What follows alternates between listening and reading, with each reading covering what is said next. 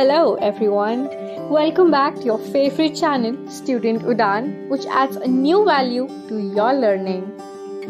In our previous lecture, we have seen about the text formatting elements, which helps us in making our code more attractive and appealing to the user. Now, in this lecture, we will see about the most important tag of the HTML termed as anchor tag along with the attributes which are associated with it.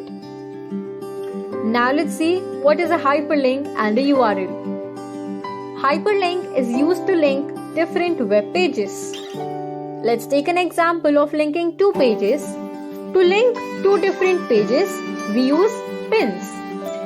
In the same way, hyperlink is used to link two different web pages.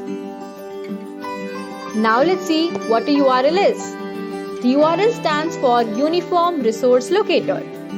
This is of two types, relative URL, absolute URL. In relative URL, the link is given from the current to the targeted file location, whereas in the absolute URL, the link we give in the start to end of the path is being mentioned. Now let's practically apply whatever we have learned in this part in our live coding session. So let's move to the live coding session. As discussed in the coding session on tag, elements, attributes regarding the href attribute, in case you remember. If not, I suggest you go through that particular topic and then come back to this coding session. Open the index.html file which we have created in the previous coding sessions, and I hope whatever the code is being written over here is same as in yours. Now, this is the part about which we will be speaking about, the href attribute. It is also known as the hypertext reference called hyperlink and is always used with the anchor tag. Now what is this anchor tag? This is used to define the hyperlink which connects two different pages.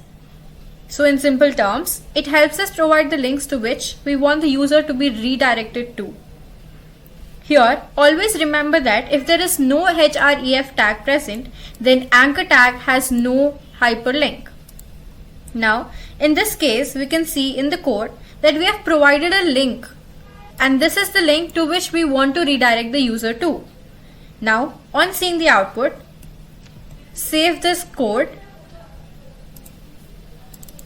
open your particular web page, and you can see here the anchor and the href attribute. Click on to open, and then you are redirected to a particular page, and this page is of Student Udan. In the same manner, before we have learned in the animations that we have two types of URLs, the absolute URL and the relative URL. Speaking about the absolute URL, the start to end part of the whole file is being provided here. I mean that you have created a file on your desktop as practice. Now you have image in your image folder. And now you have to copy this link, and this particular link is called your absolute URL, where you have from the starting to the end of the whole path. Now on placing it over the URL place in the anchor tag, you can see that this is going to redirect us to another page where you have your picture. That is the picture you have saved it in your own system, that is your local system.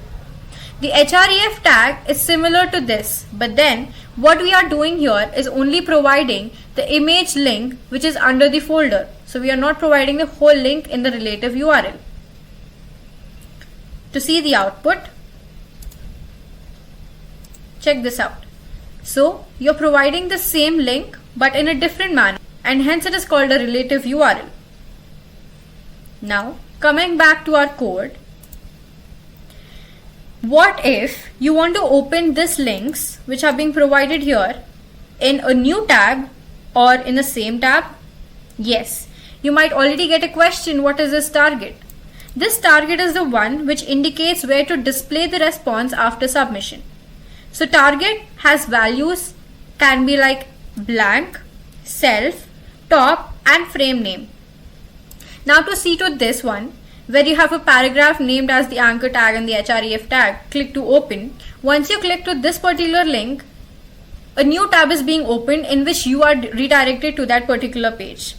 This is where you have your blank tag in which the submission is being opened in a new tab.